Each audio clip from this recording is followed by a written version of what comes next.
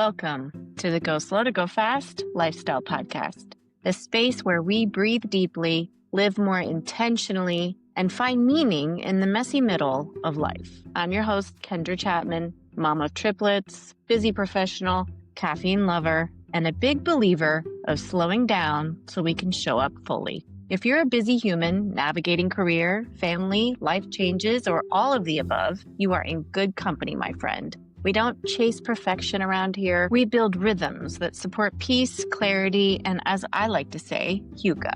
It's that Danish concept. It's not just about cozy candles and blankets, but it's definitely got that mindset going for it. If you're not familiar with HYGGE, don't worry. I will unpack that for you throughout my episodes. But today, it's just me. This is my first solo cast in about 6 weeks, I believe. So I'm going to share some updates with you all on how life's going on the Chapman homestead and what's next for me in my new chapter. So for segment 1, what's bringing me HYGGE this week, as I'm watching wild turkeys parade through my sightline out my window, I'm sitting in my pantry where I usually do my podcasts, and it's a beautiful day.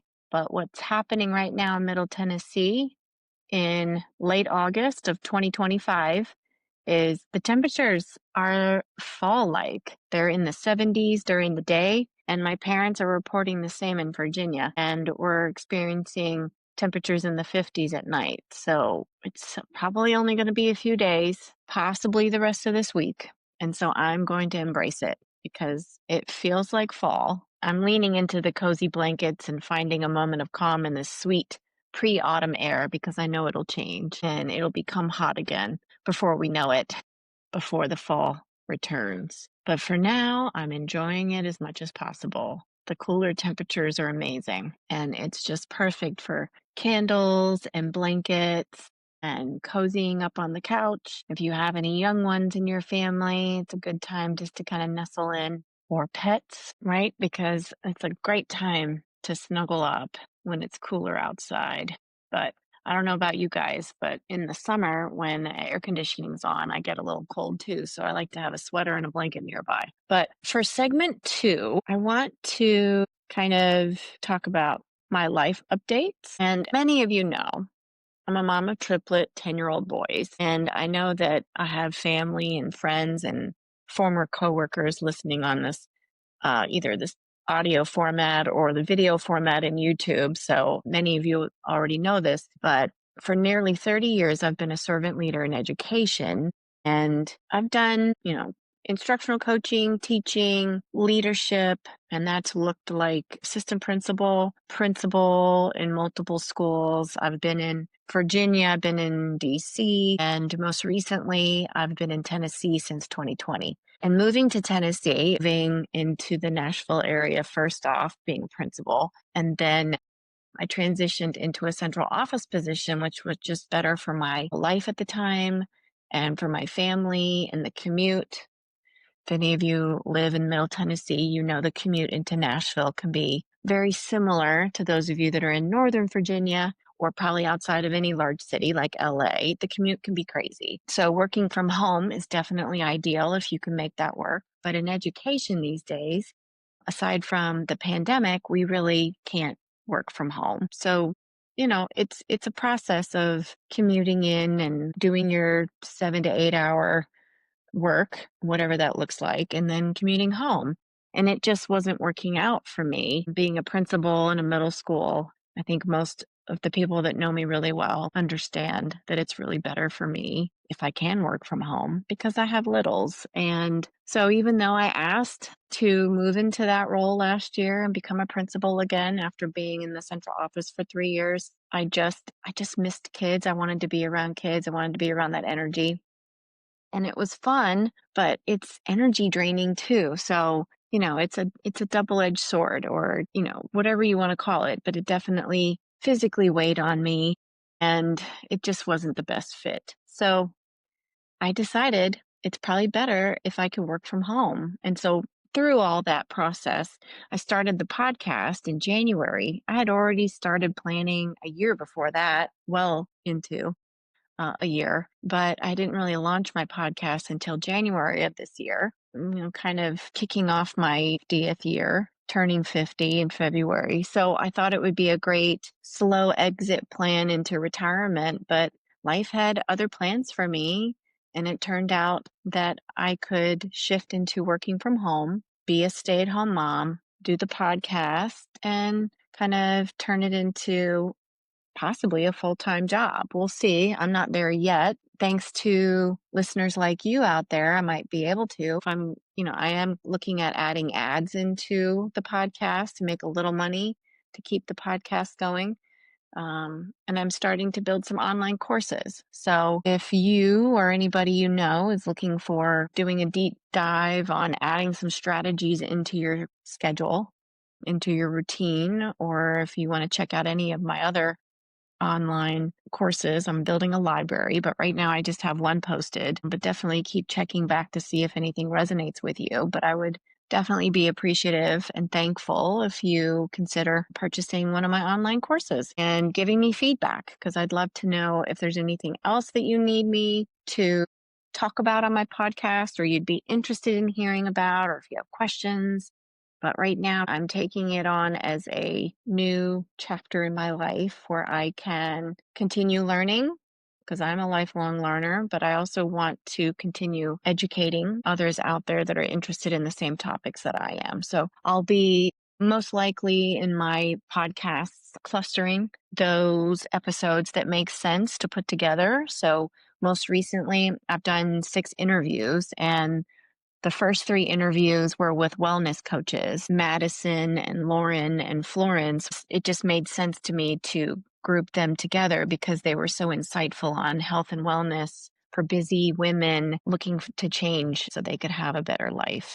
And that definitely goes along with my beliefs and my values.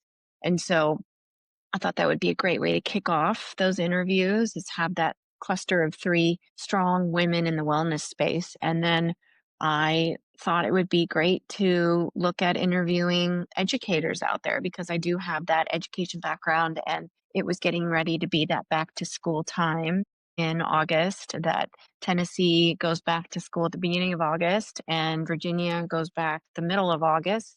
And that's a change, because normally in Northern Virginia, or at least in my most recent experience, it was more after Labor Day, but they've definitely shifted to going back to school in the middle of August. So pretty much, I think everywhere around the US, and at least what my experience is in education in the United States, in the Northern Hemisphere, most schools have gone back now as we gear up for Labor Day weekend, which is coming up soon. So I think most parents and teachers and educators who are listening in on this podcast are going through that right now, or just have. If you have any kids going off to college for the first time or returning to college, of course, that's a process too that usually happens at the beginning of August, depending on the programs and the institutions that your children attend. But, that's a shift, that's a transition.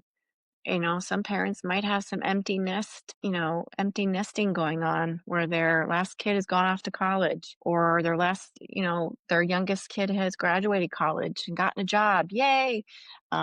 Hopefully all that is a celebratory milestone in your life, and either your kid is going off to kindergarten for the first time, or college, or whatever that looks like in your life. Could be middle school. Hopefully you'll find something informative to add into your everyday from the last couple of podcast episodes that I've put out. So now this is my solo cast, and I'm planning on doing a cluster of 3 episodes that are similar in topic and message from different folks that I'm interviewing, and then a solo cast. So I'll do 3 interviews and then a solo cast, and then 3 interviews and a solo cast. And that'll be my pattern for the next few months. And so some of the episodes that are coming up I think all of them are very interesting, because I'm having great conversations with wellness coaches. I'm going to continue talking to people in that space. I'm going to be talking to folks about nature and how to live a better life, that are practitioners in Western and Eastern medicine. I'm going to be talking to a clinical psychiatrist here soon. I'm going to be talking to a gentleman who is known as the dyslexia professor, and I'm going to be talking to him about how he's created a process for teachers and parents to use to help students navigate how to read and then learning how to comprehend what they read if they have dyslexia. And that's going to be a fascinating conversation. And we're actually going to make that a 3-part series because Russell's going to be talking to us about his strategy that he's going to give away in the first episode, and anybody can apply it. Teachers out there who listen in, you guys can apply that to your classroom strategies, and parents out there who want to have a better experience with homework in the evenings, Russell's going to share his strategy with you that you can apply the next day.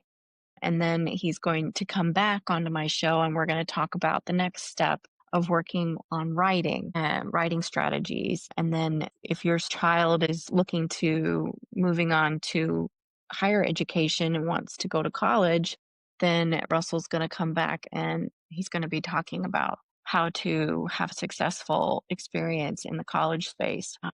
But also, he has a book coming out soon. So I want to make sure that I save a little bit of space for him to talk about his book that'll be coming out shortly after that. So it's going to be an exciting conversation. It's going to carry on into 3 episodes. But we're also going to have other guests that will be in the spiritual space, health and wellness space. I'll continue that. I have guests that are going to be talking about gardening and how to get back in touch with nature. So definitely all ways to go slow to go fast. So if you have any ideas about what additional topics you'd like me to touch on, definitely let me know. I'm always open to feedback.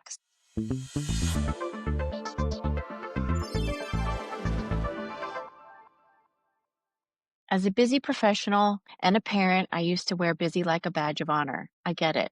Your brain is a nonstop to-do list, and it feels like there's no time to breathe, let alone slow down. But that's where we've been getting it wrong.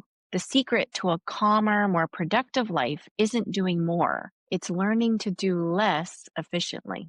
Your path to resilient calm begins with one simple act, pausing. Think of the pause as your personal reset button. It's not about escaping your life. It's about showing up more fully for it.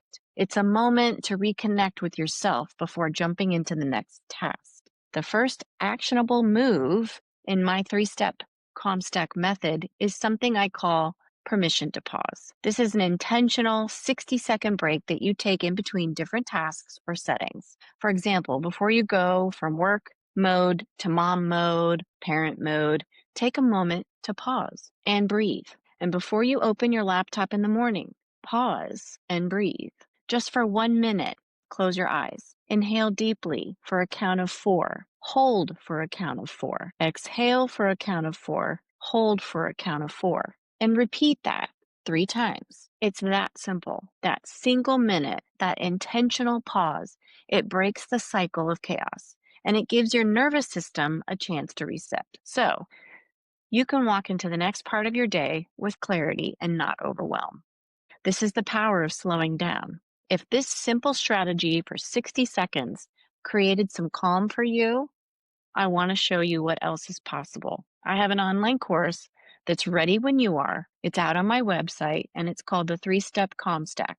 And the first module is free, so you can get an idea of what it's all about before committing. This is just the first step in my 3-Step CalmStack method. It's a complete approach to building daily rhythms that support peace, clarity, and joy. So if it feels right to you, I invite you to keep going. You can get the full course and start building your own CalmStack with me today. That's it for today's episode of the Go Slow to Go Fast Lifestyle Podcast. And now I'd love to hear from you. What's bringing you HYGGE this week? And how are you going slow to go fast? You can always email me at coachingwithkendrachapman@gmail.com, DM me on Instagram, or visit my website, www.coachingwithkendrachapman.com. I want to hear from you.